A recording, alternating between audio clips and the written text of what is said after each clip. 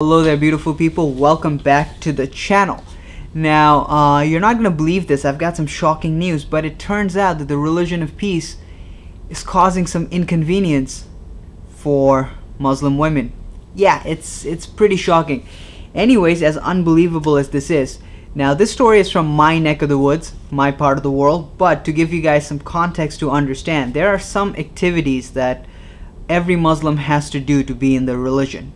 It's non-negotiable, and one of those activities is pilgrimage or Hajj. Every Muslim must perform the Hajj.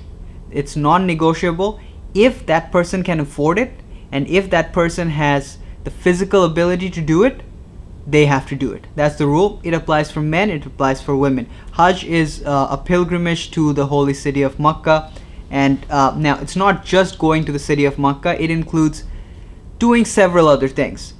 One of those things they have to do is that you guys probably are familiar with the iconic black cube that is associated with Makkah. One of the activities that the pilgrims need to do is that they need to walk around that black cube 7 times. That is called a tawaf. So if you make one complete revolution around that black cube, you've done 1 tawaf. You need to do 7 tawafs. So that's the context needed to understand. So now going back to the story.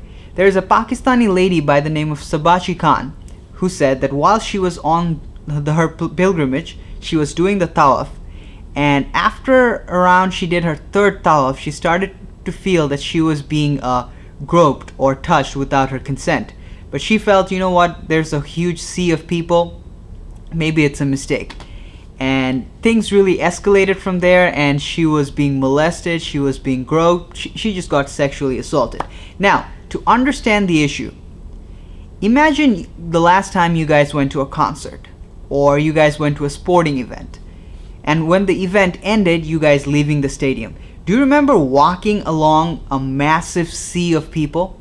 Now whatever crowd you were walking with, multiply that by 50 or 100. That gives you an accurate estimation of the volume of people that you're moving with while performing this tawaf. That you're moving with millions of people, so completing 1 revolution is a non-trivial task.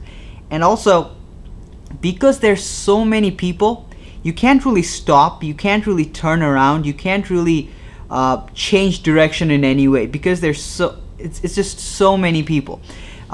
Where I come from, we've heard stories of people who fell down, got trampled, people who got lost, and in more extreme cases, a lot of elderly people in certain circumstances lost their life. It's just a massive sea of people. So under those circumstances, if a lady is faced with in such a situation, there is very little she can do. Now, as of 2017, there are sexual harassment laws in Saudi Arabia protecting women. However, those laws are predicated on her being able to identify the person, and also her being able to take the person to the police. So in these circumstances, a lot of the times the lady might not be able to identify who is abusing her, and even if she does, unless she knows the person, that person can melt into the crowd, never to be seen again, because A, there is a massive sea of people, and B, everyone that I know who performed the Hajj went in there and shaved their heads. They all wear a similar white robe clothing. So there is a big uniformity in appearance. I guess the only thing separating them are facial features and skin color, which I know seems like a big deal, but given the massive numbers of people and people looking somewhat homogeneous, it's not easy identifying a person from the crowd. Now it turns out her experiences, she does describe her experiences in great detail. I will leave the description, I'll leave a link to her story down in the video description below for you guys to read it in its entirety. It turns out it's not a totally uncommon experience.